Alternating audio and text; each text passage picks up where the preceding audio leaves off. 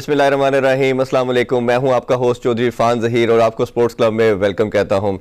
नाज़रीन, किसी भी स्पोर्ट्स के अंदर हम जब देखते हैं कि जहां मर्दों की डोमिनेंस हमें नज़र आती है, अगर वुमेन की भी डोमिनेंस उसी तरह नज़र आए तो मेरा ख्याल है कि वो स्पोर्ट्स भी उसी तरह ही ग्रो करता है। इसी तरह हमने देखा कि over the period of time हमने क्रिकेट जैसे हमारी प्राइम स्पोर्ट्स है और हमने देखा कि ग्रेजुअली इसके अंदर अब वुमेन का भी काफ़ी ज़्यादा हमने इम्पोर्टेंस देखना शुरू की और कुछ सालों से हमने देखा कि पाकिस्तानी वुमेन क्रिकेटर भी बड़ी प्रोमिनेंट किस्म की परफॉर्मेंसेस देती हैं। इसी वाले से जो आज हमारे शो में जो गेस्ट हैं वो बहुत ही स्पेशल क्रिकेटर रही। 2009 से 2016 तक पाकिस्तान को उन्होंने सर्व किया और बड़ा आउटस्टैंडिंग क्रिकेट खेली। इसके अलावा इनकी जो एक ख़ास बात ये है कि ये फर्स्ट पाकिस्तानी क्रिकेटर हैं जिन्होंने वुमेन डेवलपमेंट के लिए भी बाहर जाके काम किया।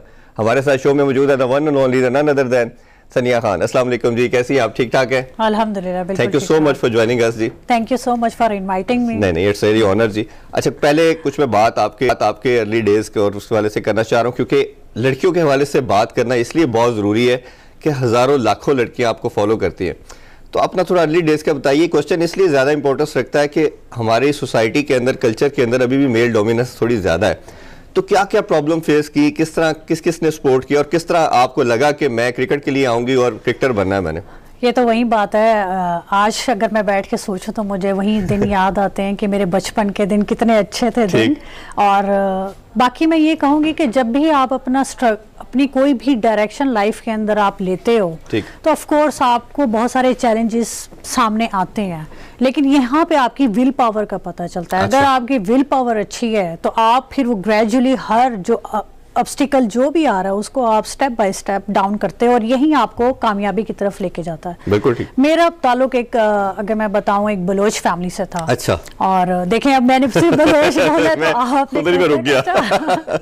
तो उसी तरह ही था कि जब मैंने स्टार्ट में देखा कि जी क्रिकेट हो रही है, बेसिकली ये कॉन्सेप्ट कहाँ से आया है कि जब 1992 का वर्ल्ड कप चल रहा था, फैमिली में देखा कि जी सारे क्रिकेट मैच देख रहे हैं और बड़ा लुफ्त अंदोज हो रहे हैं। जैसे मैचेस जीतते थे तो वो शाम को एक खुशी का जश्न होता था, बिल्कुल। तो बड़ा मजा आता था, देखते थे कि यार एक मैच से इतनी खुशी मिल रही है, वो वहाँ पे कुछ प्लेयर्स हैं वो खेल रहे हैं, पाकिस्तान जीत रहा है और हम इतने खुश हैं एज अ नेशन। तो तब से मुझे हुआ कि यार मैंने भी कोई ऐसा काम करना है। फिर क्रिकेट स्टार्ट की तो घर के अंदर, घर में खिलाते नहीं थे पहले, भाइयों के साथ तो वो भी उस पर भी रिस्ट्रिक्शंस थी। Of course we are Baloch. तो बस आहिस्ता आहिस्ता करते करते वो कहते थे जी खड़े हुए हैं, चलो यार इसको एक ओवर करा देते हैं। मैं कहते थे ठीक है, एक ओवर करा दो, बस करा दो या करवाने दो। तो जब मैं खेलती थी तो वो कहते थे कि भाई अगर इसको हम खिलाए ना तो ये बड़ी अच्छी प्लेयर बन सकती है। अच्छा। तो वहां से मुझे थोड़ा सा हुआ कि अच्छा मेरे अंदर वो टैलेंट है। फिर वो इसी तरीके से आहिस्ता आहिस्ता उनके अंदर अपनी जगह बनाते बनाते एट टाइम मैं उनकी इतनी अच्छी प्लेयर हो गई कि जब वो आपस में खड़े, जिस तरह हम खेलते हैं घरों के अंदर कि जी 3 प्लेयर इधर है, 3 प्लेयर इधर है, हाथ पे ताली मार के ये मेरा प्लेयर है, ये मेरा प्लेयर है। तो उसमें पहला जो नाम लिया जाने लगा वो मेरा नाम होता था। अच्छा। कि जी इसको हमने पहले अपनी साइड पे लेना है। तो वहां से थोड़ा सा कॉन्फिडेंस बिल्ड होने लगा कि yes I have a something and I can do it better. उसको फिर जब 2003 में फर्स्ट टाइम पीसीबी ने जो वुमेंस का डिपार्टमेंट है ये अपने अंडर इन्होंने लिया और उसमें ट्रायल्स हुए। इम्तियाज़ अहमद, मुझे आज भी याद है वो दिन, इम्तियाज़ अहमद साहब आए थे, मुल्तान स्टेडियम में ट्रायल्स थे और मुझे एक हफ्ता पहले ही मेरी स्कूल टीचर ने बता दिया, क्योंकि वहाँ घर में खेली, फिर वहाँ से वो ट्रेंड में स्कूल में लेकर आ गई। बाकी गेम्स भी खेलती थी, लेकिन जो ब्रेक तो टाइम होता था, घर वालों की परमिशन से गए या यही उसी की स्टोरी की तरफ आने लगी हूँ। अच्छा जी, ट्रायल्स हो गए, मैडम ने कहा कि तुम में टैलेंट है, अगर आपने जाना है मैं लेके चलूंगी, लेकिन इजाजत ले लो। अब जहाँ इजाजत की बात है तो मैंने कहा यार ये तो बड़ा मुश्किल है, क्योंकि आप स्कूल बाउंड्रीज में खेल रहे हो तो वो एक अलग चीज़ होती है, लेकिन आप स्कूल से बाहर आपको एक टीचर लेके जाएगी, फिर उस आपने जाना है लोकल ट्रांसपोर्ट के ऊपर सफ़र करना। खैर मैंने ये बात सुनी, मैं घर आ गई, मैंने आके अम्मी को बताया तो अम्मी कहती चुप, खबरदार अब्बू के सामने ये बात नहीं बोलनी, क्योंकि अब ज़ाहिर स्ट्रिक्ट थे। तो बस फिर मैंने कहा कि नहीं अम्मी मुझे खेलना है, मुझे खेलना है। अच्छा, वो रिकॉर्ड थोड़ा सा फॉर्चुनेटली इतना अच्छा था कि जिस भी गेम के अंदर जाती थी कोई ना कोई मेडल लेकर आती थी। तो अब शाम हुई है, अब्बू घर में आए हैं तो अम्मी मूड अच्छा था, तो अम्मी ने मूड देख के कहा कि वो इसकी लड़की, तो वो मेरी तरफ देख के कहने लगे इसको क्रिकेट खेलनी आती है। तो उस बात पे फिर अम्मी ने कहा कि अच्छा चल कल जाके ना आप थोड़ी सी उनकी टीचर से मिलने, उन्होंने स्पेशल बुलाया। अगले दिन वो आए तो उन्होंने कहा कि तो बहुत अच्छी प्लेयर है, आप एक दफ़ा इसका ट्रायल्स हम पे हमें ले जाने तो दें। जब ट्रायल्स के ऊपर लेके गए, मेरे वालिद साहब भी साथ थे मेरे, जब वहाँ पे गए शॉट मारी तो वो सर इम्तियाज़ अहमद, उनको सबको पता है कि कितने बड़े लेजेंड हैं जी। एक शॉट मारी तो उन्होंने कहा कि शी सिलेक्टेड। तो मेरे वालिद साहब ने बड़े परेशान भी हैं और हैरान भी हैं। तो उन्होंने कहा इस बच्ची में टैलेंट है, आप इसको हमारे अंडर दें और हम इसको ट्रेन करेंगे और उसके बाद आप देखें कि ये कहाँ पे जाती है। तो फिर उन्होंने कैंप्स अनाउंस किया, वाले साहब यहाँ पे आए NCA एकेडमी के अंदर। वहाँ पे जब आए तो वो सिस्टम देखा उन्होंने कि वहाँ पे कितनी सिक्योरिटी है। तो वो जब छोड़ के गए तो ठीक है जी, उनको पता चल गया, उन्होंने अपनी तसल्ली कर ली, उन्होंने कहा ठीक है जी मैं आई एम वेरी सेटिस्फाइड। फिर इसी दौरान चाचू मामू सारे ख़ानदान के आहिस्ता आहिस्ता आके लोग देखने लगे कि भाई बलोचों की लड़कियाँ, उनको तो ये होता है ना कि आप सेफ़ इन्वायरमेंट के अंदर, हमेशा उनकी कोशिश होती है कि सेफ़ इन्वायरमेंट में।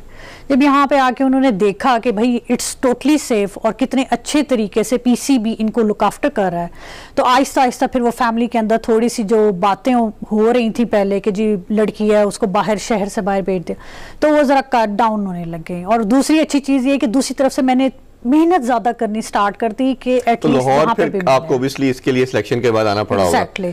फिर मेरा आहिस्ता आहिस्ता जब वही बात है ना कि स्टेप 1 पे जब आप अपने ट्रस्ट विन कर लेते हो, हाँ। फिर ग्रेजुअली चीजें आपके लिए आसान होना शुरू हो जाती है। मुझे याद पड़ता है कि इमरान खान साहब का एक इंटरव्यू था जिसमें 96-97 की बात उन्होंने की। उन्होंने कहा था कि आपने अगर लड़कों को ट्रेन करना है तो स्किल वाइज तो आप कुछ लड़के पिक कर लेंगे सडन, बट अगर आपको लॉन्ग रन में ज्यादा लड़के चाहिए तो उसका तरीकाकार ये है कि आप अपने पेशावर KP साइड या दूसरे ऐसे लड़कों को दे जो फिजिकली बहुत स्ट्रांग है। exactly. उनको आप डेवलप करें, उनको स्किल सिखाएं, वो जितना अच्छा सर्व करेंगे उतने दूसरे आपको शायद सिटीज के लड़के उतना अच्छा ना कर पाए। बिल्कुल। तो बिल्कुल आपकी बात मैं एग्री करता हूँ। बिल्कुल, तो ये इस तरह के सेंटर्स होने चाहिए। हम इस चीज की अब हमें जरूरत है क्योंकि कॉन्ट्रैक्ट्स भी हमें मिलने लगे 2010 से मिलने लगे। हमारा बोर्ड बहुत हमें सपोर्ट कर रहा है स्टार्टिंग से, लेकिन जो नीचे के हैं हमें अच्छे स्पॉन्सरशिप चाहिए। शुरू में तो ये स्पॉन्सरशिप से आपने बात की, आप तरह बैंक से भी खेलती रही। अब जैसे खान साहब का विजन हम सब जानते हैं कि कम्पिटिटिव क्रिकेट के चक्कर के अंदर डिपार्टमेंट्स सारे बंद कर दिए गए और मेल के अंदर तो 192 लड़कों के एम्बिट के अंदर आ चुके हैं।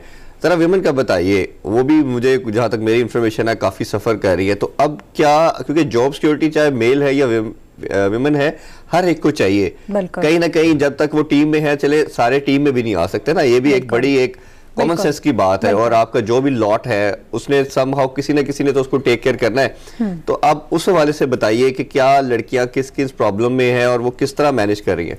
देखिए, जब ये हम लोगों, अगर मैं आपको पाकिस्तान की अचीवमेंट की बात बताऊं, जैसे कि एशियन गेम हमने 2010 में विन किया, तो उस वक्त जो स्क्वाड के अंदर लड़कियां थी ना, 8 से 10 लड़कियां वो थी जो बैंक के साथ कॉन्ट्रैक्टेड थी। अच्छा। उस वक्त हमें बैंक ने, ज़राइत रकैती bank was the first bank के जिसने लड़कियों को कॉन्ट्रैक्ट्स दिए बिकॉज दे नो कि दे हैव अ पोटेंशियल, और एक किस्म की PCB की भी हेल्प थी बिकॉज उस वक्त हमारे पास कोई इतनी मेजर अचीवमेंट नहीं थी कि हम क्लेम करते कि हमें शूज़ भी चाहिए, हमें बैग भी चाहिए, और उस वक्त ना ही कोई स्पॉन्सरशिप इतनी बड़ी इन्वेस्टमेंट कर सकता था, जो कि एक है हकीकत है, एक रियलिटी है।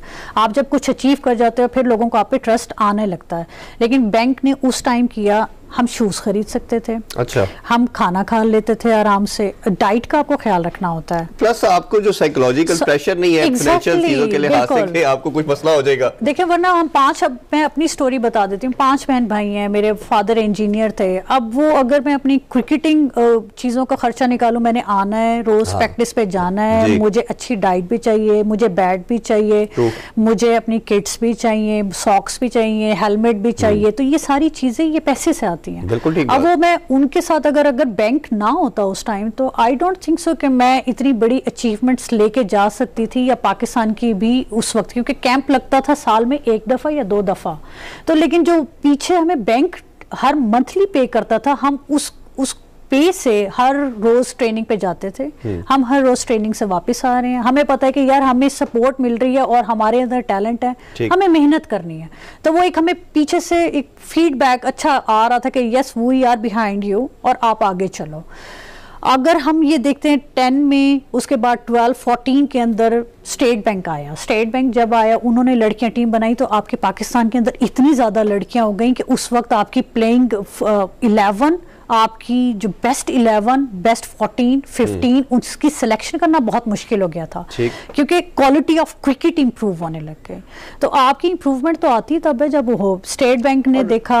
मेरा मानना ये है कि क्वालिटी के साथ साथ जो भी आपका स्पोर्टिंग हैंड होते हैं, बिल्कुल, उसको कभी आप काटते नहीं है, आप स्पोर्टिंग हैंड को तो साथ रखते हैं ना, कि आपको सपोर्ट करते रहे और मेजर आपकी जो कमोडिटी है, जो प्रोडक्ट है, वो इंटैक्ट रहे। और आपकी जो अगर उसका ऑल्टरनेट आपके पास जब तक नहीं आएगा तो आप पहले एक चीज को कैसे कर सकते हैं। अब जो लड़कियां पीछे से आ रही थी, अब उनको अगर अब उस टीम में सिलेक्ट नहीं भी होती थी, उन्हें पता था कि यार बैंक की जॉब है, हमारे पास एक हैंडसम अमाउंट आ रही, हम और मेहनत कर लेंगे।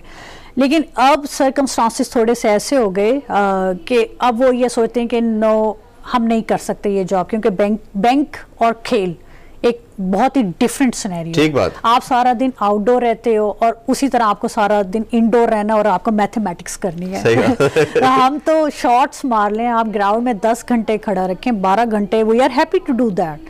लेकिन जहाँ पे ये चीज़ आती है कि आपको इंडोर रहना है और आपको ये वर्क करना है, तो इसकी वजह से बहुत सारी लड़कियां जिन्होंने क्रिकेट छोड़ भी दी, बहुत अच्छे लेवल पे थे, they are about to make their entry in the main team, बिल्कुल ठीक। लेकिन जहां उनके फाइनेंशियल इश्यूज थोड़े से आए, उसके बगैर तो सर्वाइवल भी नहीं है, उसके बाद सर्वाइवल नहीं है। अभी एक छोटा सा कमर्शियल ब्रेक लेते हैं, वापस आके मजीद डिस्कशन मैडम सनिया से बड़ी जबरदस्त गुफ्तगू जारी है। Don't go anywhere, stay with us.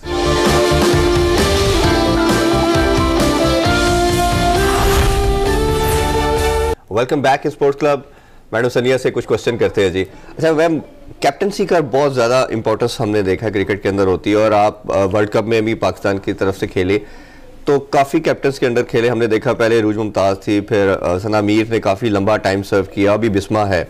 तो क्या देखती हैं कि कैसी ये जो सीक्वेंस ऑफ कैप्टनसी है, ये किस तरह over the period of time grow की, और किस कैप्टन के अंडर खेल के आपको लगा कि ये पाकिस्तान की बेस्ट कैप्टन थी? इरफान साहब, आप चाहते हैं कि मेरी सारे अपने जो नहीं, मैं कह रहा हूं कि आज वो सारे काम हो जो आप औरतें करती हैं, आज मैं भी करूं कि जो है ना वो फोन जैसे ही प्रोग्राम खत्म हो फोन आ जाए, आज के बाद मुझे फोन नहीं करना। देखिए, कैप्टनसी की अगर हम जहां बात करते हैं तो एक लीडरशिप क्वालिटीज होती हैं, और ये बिल्ट नहीं होती, ये लीडर्स आर बॉर्न। ये चीज हम लोग इस चीज के ऊपर हम लोगों ने देखा है अपनी प्रोफेशनल लाइफ के ऊपर कि ये चीज बिल्कुल ठीक है। फिर जब हम बात करते हैं, हाँ जी, हमारे टेन्योर के अंदर अरूज मुमताज़ थी, Urooj Mumtaz was a good captain, लेकिन आप यहाँ से देखते हैं कि आपकी टीम ने अचीवमेंट्स कितनी हासिल की। हम ये नहीं कहते nobody is good, nobody is bad, लेकिन वहां से पता चलता है कि किसके अंदर कितनी अच्छी लीडरशिप क्वालिटीज हैं, कि उनकी टीम के अचीवमेंट्स क्या हैं। सना मीर के दौर के अंदर अगर हम देखते हैं तो पाकिस्तान टीम ने बहुत बड़ी बड़ी अचीवमेंट्स हासिल की हैं, and she is really such a nice leader, और ऐसा लीडर बहुत कम पैदा होता है, और पाकिस्तान के लिए वो बहुत अच्छा एक असासा है, सरमाया है पाकिस्तान का, वी रिस्पेक्ट दैम। फिर जहां हम बिस्मा की बात करते हैं तो Bisma has a fighting spirit. अच्छा, उसके अंदर ये कि वो आपको बैक करती है और आपको फ्रीडम देती है कि I believe in you, now you go and tell the world that you have ability. हर एक कैप्टन की बात करने का एक तरीका होता है, तो वो भी जिसके अंदर थोड़ा फाइटिंग स्पिरिट होता है, जिसको अपने पर सेल्फ बिलीव होगा, वो कैप्टन की इस बात से कमांड लेगा और वो आगे की तरफ चलता है। Bismah Maroof is a very good captain. Sana Mir का टेन्योर लंबा था, उसके अंदर भी अचीवमेंट्स बहुत बड़ी बड़ी आई। दूसरा, she has ability how to deal individual players. अच्छा, उसकी ये एक बहुत बड़ी क्वालिटी है जिसको हमें एडमायर करना चाहिए। ये हर इंसान के अंदर नहीं आती है, और मैं बड़ा हैरान होती थी, मैं अक्सर उसे कहती थी कि यार बड़ी बात है कि आप मतलब 15-18 प्लेयर्स के पूल के साथ आप चल रहे हो, और उसमें आपने हर एक प्लेयर की उसकी मेंटल कंपैटिबिलिटी के हिसाब से बहुत जरूरी चीज है, और मैच के अंदर परफॉर्मेंस कैसे लेनी है आपको ये भी एक राज पता होना चाहिए। तो ऑफ कोर्स ये आपको with the passage of time भी आती हैं, बहुत सारी चीजें, एक्सपीरियंस आपका लर्न। इसमें एक चीज जिस तरह आपने कहा कि लीडर्स आर बॉर्न, क्रिकेट के अंदर जो मैंने जितना स्टडी किया और देखा कि दो तरह के कैप्टन होते हैं। कुछ बॉर्न होते हैं जिसे बाय बॉर्न कैप्टन बोलते हैं, जैसे इमरान खान की हम बात करते हैं। कुछ लर्निंग कैप्टन भी होते हैं। बिल्कुल, अगर हम इसकी एग्जांपल मेल कैप्टनसी के अंदर बात करें तो बाबर की अगर रिसेंट टाइम के अंदर मैं बात करता हूँ तो वो मुझे बॉर्न कैप्टन नहीं लगता, वो लर्निंग कैप्टन है। ग्रेजुअली वो सीखता जा रहा है, इंप्रूवमेंट भी ला रहा है, और वो सीखता जा रहा है आर्ट को। और हमने देखा कि जिस तरह वर्ल्ड कप के अंदर उसको थोड़ा सा फ्रीडम दिया पीछे पीसीबी की तरफ से, बोर्ड की तरफ से, तो वो एक्सप्रेस अच्छा किया उसने। और हर सीरीज वाइज वो इम्प्रूव नजर आ रहा है, जिस तरह हमने देखा कि शुरू में वो चीजें नहीं नजर आ रही थी उनकी डिसीजन मेकिंग के लिहाज से। तो आपको लगता है कि क्या लर्निंग कैप्टन भी ग्रेजुअली इतना ही अच्छा रोल प्ले कर सकता है जिस तरह एक बॉर्न कैप्टन होता है?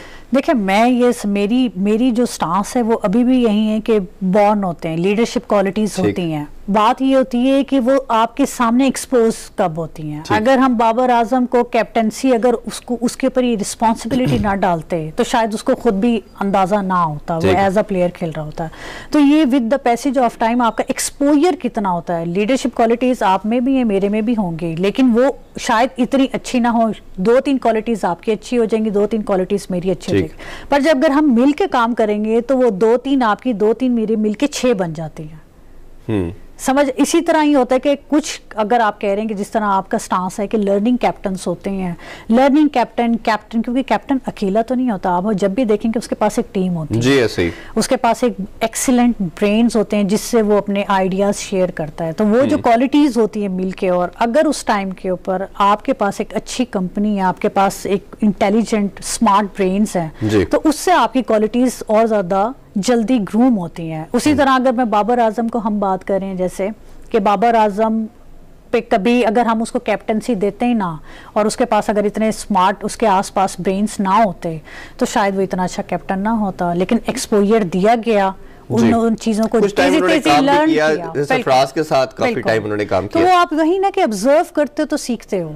ऑब्जर्वर हमेशा एक अच्छा प्लेयर भी बनता है इसी वजह से कि वो देख रहा होता है। अच्छा, आप माशाल्लाह एक आपके क्रेडिट पे, जिस तरह मैंने इंट्रो में बात की कि आप you the only female cricketer जिसने जाके बाहर भी काम किया, और डेवलपमेंट के हवाले से कुछ उस हवाले से भी शेयर करें कि वो क्या था और क्यों वो आपने जॉब छोड़ के पाकिस्तान आ गई, ये भी मैं जानना चाहूँगा और हमारे व्यूअर्स खासतौर पर जानना चाहिए।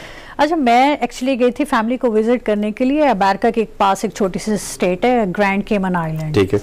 तो वहाँ मैं जब गई अपनी फैमिली को विजिट कर रही थी, आइलैंड बहुत खूबसूरत आइलैंड। तो मैं एक दफ़ा ड्राइव थ्रू कर रही थी तो मैंने साथ में देखा क्रिकेट ग्राउंड एंड डेफिनेटली इतना टाइम हो गया, 1 महीने से ज़्यादा हो गया, और ग्राउंड में अगर ना जाओ तो वो आपको पता है कि ऐसे लगता है जैसे यार आप बहुत दूर हो अपनी जिस चीज़ से आप लव करते हो। तो आई जस्ट स्टेप डाउन और मैं वहाँ चली गई। वहाँ जाके मैंने उन जितने भी प्लेयर्स, उनके लड़कों का नेट चल रहा था, लंबे लंबे प्लेयर्स थे बड़े, तो उनको उनसे बात भी करने के लिए ना थोड़ा सा सर को यूं करना पड़ता था, hey what you doing here. तो मैंने कहा can I join with you, तो उन्होंने कहा अच्छा मैंने बॉल कराई ना इरफान। तो वो हैरान हो गए, कहते हैं हाउ कैन यू बॉल। मैंने कहा व्हाट डू यू मीन, मतलब लड़कियां बॉल नहीं कर सकती क्या? फिर मैंने उनसे पूछा वैसे ही कि थोड़ी सी गपशप हुई, बातचीत हुई, उनके कोचेस वहाँ थे तो उन्होंने बताया कि 3 साल से इस आइलैंड के ऊपर पहले क्रिकेट होती थी और बंद हुई हुई है। तो तब मेरे जहन में आया कि जिस तरह आज मेरे दिल के अंदर इतनी ख्वाहिश हुई है और मैं चल के आ गई हूँ, बहुत सारे इस आइलैंड के ऊपर और भी प्लेयर्स होंगे जिनका दिल करता होगा। तो वहाँ पे मेरा थोड़ा सा स्टे भी एक्सटेंड था। मैंने कहा कि मैं इधर आके कुछ कर लूँ, तो उन्होंने कहा वो you are more than welcome. जब मैं स्टार्ट करने लगी मुझे हर बंदे ने ये कहा कि अमेरिका के, जैसे कि हम सब लोगों को पता है कि अमेरिका में फुटबॉल ज़्यादा है, आपकी रग्बी ज़्यादा है, बाकी स्पोर्ट्स ज़्यादा है, सॉकर है, बाकी सारी, लेकिन क्रिकेट नहीं है। एवरीबॉडी सेड टू मी कि don't do it, it's impossible.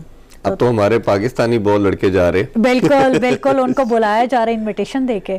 तो मैंने कहा nothing is impossible, let me try, क्योंकि अगर मैं ना करूं तो मेरे अंदर रह जाएगा यार कि वहां पे अगर कोई प्लेयर्स हैं और दे लव क्रिकेट तो उनके साथ ज्यादती होगी कि मैं वहां पे हूं और मुझे पता है कि अगर मैं कर सकती हूँ। तो मैंने वो जॉब स्टार्ट की। मैंने आईसीसी की पहली असाइनमेंट थी मदर्स एंड डॉटर प्रोग्राम। अच्छा, जहाँ पे क्रिकेट बहुत कम होती है वहाँ पे आईसीसी ने ये एक नई मतलब ये कह लें कि प्रोजेक्ट शुरू किया हुआ है कि आपको पहले एज अ फैमिली बुलाया जाता है कि मदर आए, उसके साथ उसकी डॉटर आए और वो आके क्रिकेट खेलें आपस में, ताकि एक सोसाइटी के अंदर भी एक अच्छा इम्पैक्ट जाए, उनकी अपनी जो पर्सनल रिलेशनशिप्स हैं वो भी एक अच्छे हैं, और एक स्पोर्ट्स को बेसिकली उन्होंने और क्रिकेट को प्रमोट करना था।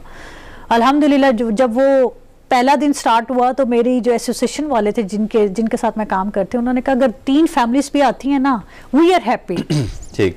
और आप यकीन करें कि जब लास्ट डे था, आप आइडिया लगा के मुझे बताएंगे कितने लोग होंगे? 200-300 एग्जैक्टली 400 प्लस लोग वहाँ पे थे, जिसमें डॉटर्स भी थी, जिसमें मदर्स भी थी, जिसमें स्पेशल चिल्ड्रंस भी थे। मुझे बहुत अच्छा लगा कि जब मैंने देखा कि मेरा सेकंड क्वेश्चन था इसके साथ कि छोड़ा क्यों इसे छोड़ के आएगी। पता है जब आपको बहुत कामयाबी मिल जाती है और हर जगह आपकी इज्जत होती है तो आपको अपनी रूट्स हमेशा याद रखनी चाहिए। ठीक।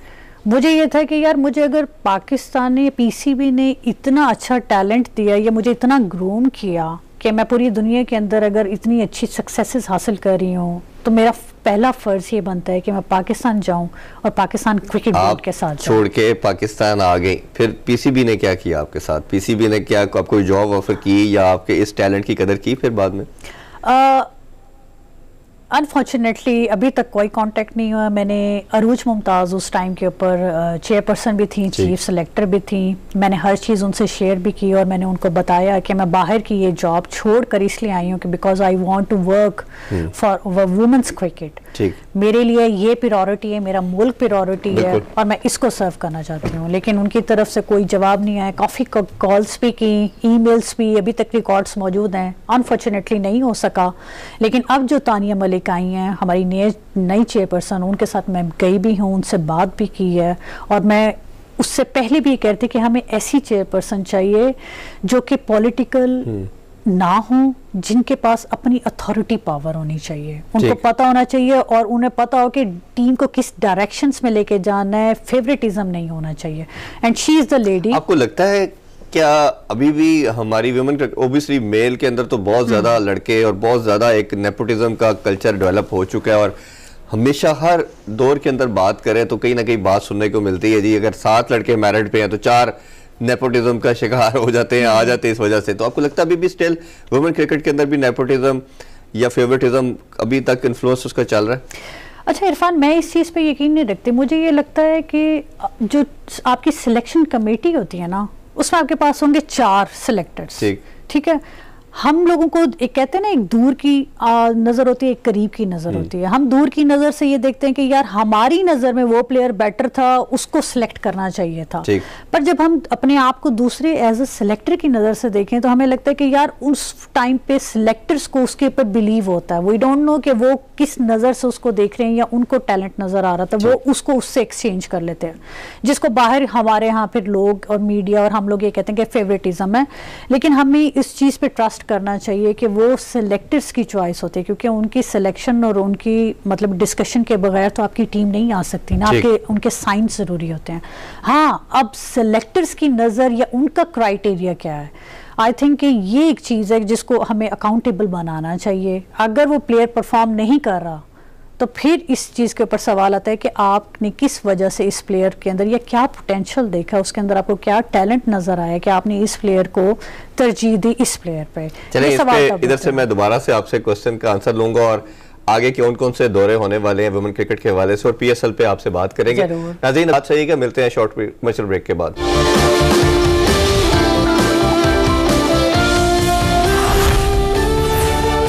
Once again welcome back in sports club. Sania Khan से कुछ मजीद क्वेश्चन पूछते हैं। अच्छा, ब्रेक से पहले आपसे हम बात कर रहे थे फेवरेटिज्म के हवाले से, तो फिर ये हमें कुछ थोड़े टाइम के बाद ये न्यूज़ क्यों सुनने को मिल जाती है किसी ना किसी लड़की की तरफ से कि मुझे अपॉर्चुनिटी नहीं मिली, मैंने ये परफॉर्मेंस थी, और ये सारी बातें कहीं ना कहीं से निकल आती है। एज कंपैरिजन टू मेल अगर हम बात करें तो मैन क्रिकेट में इतनी नहीं आती, वुमेन क्रिकेट में कोई ना कोई बात सामने आ जाती है। तो आप इसको कैसे देखती हैं? देखिए, लड़कियां जरा सेंसिटिव होती हैं। अगर हम तो थोड़ी सी तबीयत वाइज बात करें, जैसे कि अभी रिसेंटली एक माहम का भी हमने थोड़ा सा इशू सुना। जी तो देखें, अगर आप ग्राउंड्स को देखें तो चलो वो चीज़ फैक्ट्स को अगर हम देख के बात करते हैं तो एक प्लेयर है, जैसे मैं प्लेयर हूँ या आप प्लेयर हैं, आप 2017 में खेले, उसके बाद से आप कंटिन्यूसली टीम के साथ हैं, आप फास्टेस्ट बॉलर हैं पाकिस्तान के, आप हर जगह आ रहे हैं, जा रहे हैं ग्राउंड्स में, आप कभी रिजर्व्स में हैं, कभी आप 14 के अंदर हैं और आप जा रहे हैं, और सम टाइम्स 5 साल तक आपको इंटरनेशनल मैच ना मिले तो कहीं ना कहीं डिसअपॉइंटमेंट तो बनती है आपकी या नहीं बनती? बिल्कुल ठीक। तो वो उसके अपने इमोशंस हैं, क्योंकि इंसान तो इमोशंस पे ही ड्राइव तो इमोशंस ही करते हैं ना। तो उस सिलसिले में उसको ये लगा, और अगर एक प्लेयर बोल रहा है तो आई थिंक शिकायत नहीं है, ये उसका एक राइट था बात करने का कि मुझे 5 साल हो गए, मुझे चांस नहीं दिया गया। और आई थिंक कि अगर इसको हम देखें और ग्राउंड्स और उसके स्टैटिक्स को देख के अगर हम बात करें तो ये बात बिल्कुल ठीक है। जी ठीक है। इस चीज को फिगर आउट जल्दी कर देना चाहिए कि जी ठीक है, अगर आपकी कंप्लेन है जैसे लड़कियों की, प्रोलॉन्ग ना किया जाए, आप ऑन द स्पॉट जिसको भी उन्होंने, जैसे उन्होंने रमीज राजा और हमारी तानिया मलिक को मैडम को ईमेल किया है, इसको ऑन द स्पॉट ही इस चीज को फौरन के फौरन क्लियर कर देना चाहिए। इससे ये होता है कि आपको पता होता है कि आपका सिस्टम ट्रांसपेरेंट है। जैसे ही कोई कंप्लेन आएगी आप अकाउंटेबल होगे, तो इससे ये होगा कि हर बंदा विजिलेंट होगा आपकी टीम के अंदर कि yes we have a responsibility, हमने ये काम करना है, हमें इसके कॉन्सिक्वेंसेस भी पता होने चाहिए, और अगर हमने गलत किया तो हमें अकाउंटेबल होना है। अकाउंटेबिलिटी के बगैर तो मेरा ख्याल है कोई भी चीज चलती नहीं, और आप तब तक आगे ग्रो नहीं करते जब तक अकाउंटेबल ना आप ठहराए। अच्छा, एक चीज हमने बड़े टाइम से देखी, मैंने अरूज मुमताज से भी ये बात की, आलिया रियाज से भी रिसेंटली मेरी बात हुई, तो एक उनसे भी क्वेश्चन किया कि वुमेन क्रिकेट के अंदर कोई बड़ी अचीवमेंट नहीं हम देख पाए अनफॉर्चुनेटली, जैसे एशियन गेम के आप लोगों के क्रेडिट के ऊपर है, उसके अलावा हम जब उसको पूरा रिव्यू करते हैं तो कुछ नजर नहीं आता। तो क्या बेसिक आपको 1-2 पॉइंट ऐसे लगते हैं कि जिसकी वजह से हम बड़ी टीमों को कम्पीट नहीं कर पाते और बड़ा टाइटल नहीं जीत पाते? इरफान, इस पर हमने भी बात की है कि जिस तरह हमारे पाकिस्तान के अंदर टैलेंट बहुत है, हमने उस वक्त स्टार्ट किया है जब कोई कॉन्सेप्ट ही नहीं था, लेकिन हम ही वही बैच हैं जिन्होंने बहुत बड़ी बड़ी अचीवमेंट्स हासिल की। उसमें हमारी मेहनत थी, उसमें हमारी पीछे फाइनेंशियल सपोर्ट थी। असल में अब बात ये है कि लाहौर और कराची के अलावा ये अब ज़रूरत आ गई है आपके पास कि आपको अपने प्लेयर्स का पूल बड़ा करना। जी, हम प्लेयर्स का पूल बड़ा करेंगे तो हमारे पास एक अच्छी क्वालिटी क्रिकेट भी आएगी, कंपटीशन भी आएगा, और जब कंपटीशन आएगा तो वहाँ पे चैलेंज आते हैं, और जितने चैलेंज को जितना प्लेयर एक अच्छे तरीके से आगे लेके चलेगा वो इंटरनेशनल प्लेटफॉर्म के ऊपर अच्छा परफॉर्म करेगा। ये स्टेप बाय स्टेप है जी। उसमें हमें नीचे के लेवल ग्रास रूट क्रिकेट को हमें अपना स्ट्रक्चर अच्छा करना है, हमें अकेडमीज बनाने की इस वक्त बहुत अच्छा ज़रूरत है। और मैं इस चीज़ पर यकीन करती हूँ कि रमीज़ राजा हमारे जो चेयरपर्सन है, उनके दौर के अंदर इस चीज़ के अंदर हम इम्प्रूवमेंट लाजमी देखेंगे, because he is very keen and he knows, he has a knowledge about the cricket, और उनको पता है कि कहाँ कहाँ पे क्या चीज़ें लैग कर रही हैं। अब आपकी डोमेस्टिक के अंदर ही अगर 8 मैच हों या 10 मैच हों, तो आप मुझे बताएं आपकी टीम इम्प्रूवमेंट कैसे करेगी? ठीक, आपकी लड़कियां लाहौर में, मुल्तान में हैं, आपकी बहावलपुर में हैं, गिलगित में हैं, but they don't have any place, तो वो सारा ऑल द वे ट्रैवल करना, तब तक नहीं डेवलप करेंगे तो वो कैसे करेंगे? अच्छा, ये चीजें अभी क्या क्या आपको नजर आ रहा है, कौन कौन से ऐसे टूर हैं पाकिस्तान वुमेन क्रिकेट के हवाले से? जैसे वर्ल्ड कप की हम बात कर रहे थे कि वो आने वाला है, तो क्या आप देखते हैं, क्या बिस्मा भी अब दोबारा ज्वाइन कर चुकी है? ये बहुत अच्छी खबर है जी, अच्छी खबर है। तो कैसे देख रहे हैं अभी फ्यूचर पर्सपेक्टिव में फोर्स ही कर रही हैं आप? लेकिन जो टीम की कॉम्बिनेशन की अगर हम बात करें, पीछे हमने बड़ी अच्छी क्रिकेट भी खेली है, इवन वेस्ट इंडीज हमारी टीम भी गई, और उसके बाद वेस्ट इंडीज पाकिस्तान भी आया। इवन दो कि उस टाइम पे जो ऊपर आपकी कमेटीज थी वो डिफरेंट थी, तो जिसकी वजह से सिर्फ एक अचीवमेंट हमने 2018 में एक हम लोगों ने सीरीज जीती ओवरऑल, और एक हमने 2019 में जीते, उसके अलावा सारी लॉसेस हैं। आप अगर उस लॉस को देखें तो वो आप बड़ी टीमों से खेल रहे थे, उसमें अब आपने ये देखना है कि आपने उसे लर्न कैसे किया, किस प्लेयर ने। इस तरह का जो टूर्नामेंट आ रहा है, जैसे अब वर्ल्ड कप के अंदर खेलने जा रहे हैं, यहाँ पे अब पता चलेगा आपने खेलना, पहला मैच है आपका इंडिया के साथ 6 मार्च को, फिर है ऑस्ट्रेलिया के साथ, फिर आपने खेलना है साउथ अफ्रीका के साथ, बांग्लादेश के साथ आपने खेलना है, फिर वेस्ट इंडीज़ है, इंग्लैंड है और न्यूजीलैंड है। अब आपके 7 मैच हैं, अब देखना है कि आप टॉप 4 के ऊपर स्टैंड करते हैं या नहीं करते।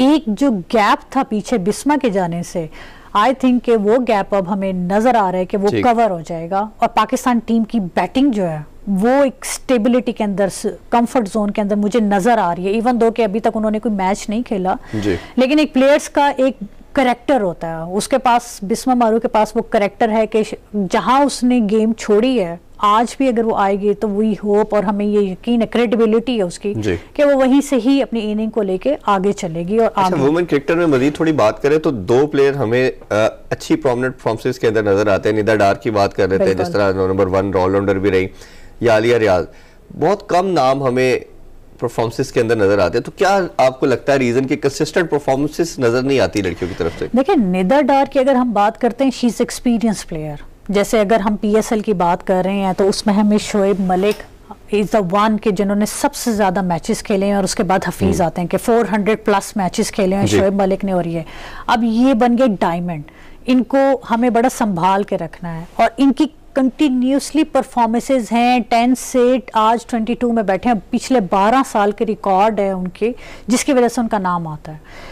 हाँ, जो थोड़ा बहुत लैक अगर हम कहते हैं कि हमें नामों का पता नहीं चलता, उसमें हमें थोड़ा सा हमारे मीडिया को चाहिए कि उनको एक्सपोजर दें जी। जो हमारे यहाँ एक कॉन्सेप्ट है, अब एक्सेप्टेंस आ गई है हमारे अंदर, लड़कियों को कॉन्ट्रैक्ट्स भी मिल रहे हैं, पैसे भी मिल रहे हैं, मेहनत भी करें, लेकिन उसको थोड़ा एक्सपोजर देने की ज़रूरत है ताकि सामने पता चले। हमारे पास जवेरिया खान भी है, बहुत लंबे अरसे से हमारी हैं, हमारे पास नाहिदा जैसे प्लेयर्स हैं। आप यकीन करें, आप अगर उन्हें खेलता हुआ देखें तो आपको यकीन नहीं होगा कि कोई लड़की खेल रही है। लेट कट खेलना एक बड़ा बहुत मुश्किल शॉट है जी।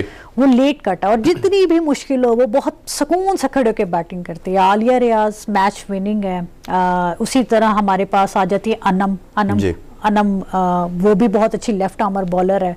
ये वो प्लेयर्स हैं जिनके बारे में हमें बात करनी चाहिए और अब बनती है, क्योंकि ये वो प्लेयर नहीं है कि जी उठे आए और इसीलिए तो आपको बुलाया आज कि इन पे बात की जा सके। अच्छा, टाइम की थोड़ी शॉर्टेज है, लास्टली मैं बात आपसे पीएसएल के हवाले से करना चाहूँगा। हमारी अल्हम्दुलिल्लाह over the period of time हमने देखा कि बड़ी कमोडिटी बन चुकी है, और आईपीएल के बाद बात करें तो सेकंड ज़्यादा व्यूवरशिप वाली ये ब्रांड बन चुकी है। और हमने एक इसका नुकसान कहना चाहिए कि हमारी अनफॉर्चुनेटली सिलेक्शन का क्राइटेरिया भी पीएसएल ही बन चुका है। रादर देन होना तो ये चाहिए कि आज़म ट्रॉफी जो आपकी फर्स्ट ग्रेड क्रिकेट है उसका होना चाहिए, बट हमने देखा कि यही अब बन चुका है। एक तो आप पीएसएल को कैसे देखती है, 4 दिन के बाद आगाज होने जा रहा है 27 से, और दूसरा ये बताइए कि क्या आपको लगता है कि जिस तरह मेल की हो रही है, मैन की पीएसएल सॉर्ट ऑफ चीज़, जैसे अंडर 19 के लिए तो रमीज राजा ने बोल दिया है कि मैं करने जा रहा हूँ स्टार्ट, आपको लगता है कि वुमेन की भी होनी चाहिए इस तरह की कोई टूर्नामेंट को बड़े लेवल के ऊपर? मेरे ख्याल में पहले ही इस सवाल का जवाब देते हैं क्योंकि लेडीज फर्स्ट ठीक है। तो जहां अंडर 19 की बात है, बिल्कुल होनी चाहिए, क्योंकि हमारी टीम के अंदर आयशा नसीम जो एक प्रोडक्ट आजकल हमारी एज अ हार्ड हिटर है, और यकीन करें उसके पास इतनी पावर है कि वो बंदी सिर्फ खड़े खड़े ना रिस्ट से खेलेगी। अच्छा। ऐसे सिर्फ एक हल्की मूवमेंट और लंबा छक्का जाता है लड़कों वाला, बिल्कुल सीढ़ियों के ऊपर। अच्छा। तो मैंने भी उसके बारे में बात सुनी हुई थी, लेकिन जब मैंने टूर्नामेंट खेला तो मैंने कहा यार she has a really great potential. वो कहाँ से हमने पिक की? अंडर 19 के जब मैचेस हो रहे थे आपने उसको वहाँ से पिक किया। सना फातिमा आपके पास कहाँ से आई, जो अभी माशाल्लाह उसने बड़े आईसीसी के अपने नाम पे आईसीसी ने बड़ा उसको प्लेयर ऑफ द ईयर और उस तरह के player best team of the month के अंदर भी उसको ऐड किया। सना फातिमा वो आपकी कहाँ से आई? वो आपकी अंडर 19 से। तो अंडर 19 इज़ वेरी कंपल्सरी, क्योंकि 19 साल से पहले मैं तो कहती हूँ आपकी अंडर 17 होनी चाहिए। 17 से आप आएंगे नीचे, 17 से आप खेलना स्टार्ट करते हैं क्रिकेट, 18, 19, 20 तक आप अंडर 19 खेलेंगे, 20 तक आप ग्रूम हो चुके होते हो, और उसके बाद आपके पास 5-6 साल का पीरियड होता है कि जिसके अंदर अगर आपने पीछे अच्छी मेहनत की है तो आप भरपूर तरीके से एक बड़ी इंपॉर्टेंट क्वेश्चन मेरे माइंड में आया है। कोई भी क्रिकेट को प्रॉपर क्रिकेटर, आप भी क्रिकेटर जानती है कि असल क्रिकेट 4 डे या 5 डेज क्रिकेट टेस्ट मैच होता है। लड़का या लड़की कोई भी प्रिपेयर करता अपने आप को तो उसी 16 डे का आपकी कह सकते फाउंडेशन है वो। वुमेन के अंदर हम टेस्ट मैचेस नहीं देखते। आपने भी 17 ओडीआई 25 आपने T20 खेले अपने 7 साल कैरियर के अंदर, तो टेस्ट मैचेस नहीं होता। तो अगर कोई लड़का या लड़की बच्चा बच्ची इस एज के अंदर आके T20 पे लग जाएगा तो आपको नहीं लगता कि वो उसकी गेम को हैम्पर करेगी चीज?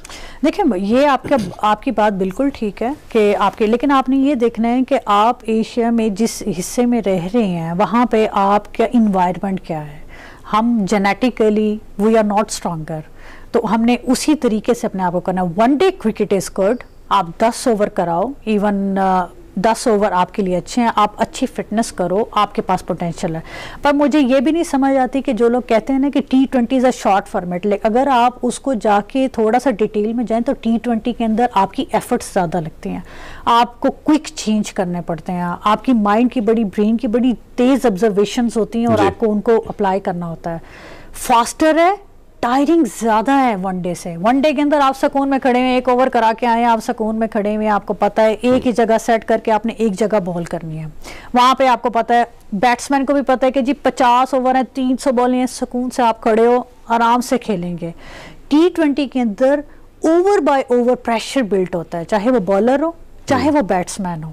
तो मैं आपको अपने पर्सनल एक्सपीरियंस में बता रही हूँ कि वनडे के अंदर तो बहुत इजी माहौल होता है, लेकिन T20 के अंदर आपको बहुत विजिलेंट होना पड़ता है और टायरिंग ज़्यादा होगा, क्योंकि उसके अंदर तेज़ तेज़ भागना है, आपने टाइम को भी कवर करना है, आपने ये देखना है कि अभी बैट्समैन किस मोड के अंदर है। आपको नहीं पता, अगर वो आगे आ जाए स्टंप्स के इस तरफ आके भी मार सकता है, स्टंप्स के पीछे भी जाके मार सकता है। वनडे के अंदर उसको पता है कि उसको अपनी विकेट को वैल्यू करना है, तो इसके अंदर आपके ऊपर प्रेशर ज़्यादा होता है, और जाहिर है जब आपके माइंड पे प्रेशर होगा तो आपकी बॉडी भी ज़्यादा टायर होती है। हाँ, ये कर सकते हैं हम कि हमें स्टैमिना बिल्ड करना चाहिए अंडर 17 अंडर 19 के अंदर, इनको हमें वनडे क्रिकेट से स्टार्ट करना चाहिए, लेकिन उसी के दौरान ही हमें T10 पे भी आना चाहिए और T20 पे भी आना चाहिए, ये ताकि आप एक कंप्लीट पैकेज बन जाओ। आपको पता हो कि आपने वनडे खेलना, आपका माइंडसेट क्या हो, आपको पता हो आपने T20 खेलना, आपका माइंडसेट क्या, आपको पता हो T10 खेलना है तो उसमें आपका माइंडसेट क्या और आपकी बॉडी की रिक्वायरमेंट कितनी है। बिल्कुल ठीक है। लास्ट जाते हुए आपसे कुछ छोटा सा मैसेज लेना चाहेंगे अपने व्यूअर्स के लिए, प्लीज हमारे प्लेटफॉर्म से जरूर दीजिए। बस मैं यही कहूँगी कि आपने लाइफ में जब भी कुछ भी हासिल करना हो, सबसे पहली चीज़ जो आती है वो आपकी आती है सेल्फ बिलीफ। आपको अपने पर बिलीव होना चाहिए। दूसरे मैसेज ये है कि ये एक दिमाग है। बहुत सारे मैं आजकल की एंजाइटी और परेशानी या डिप्रेशन ये देखती हूँ।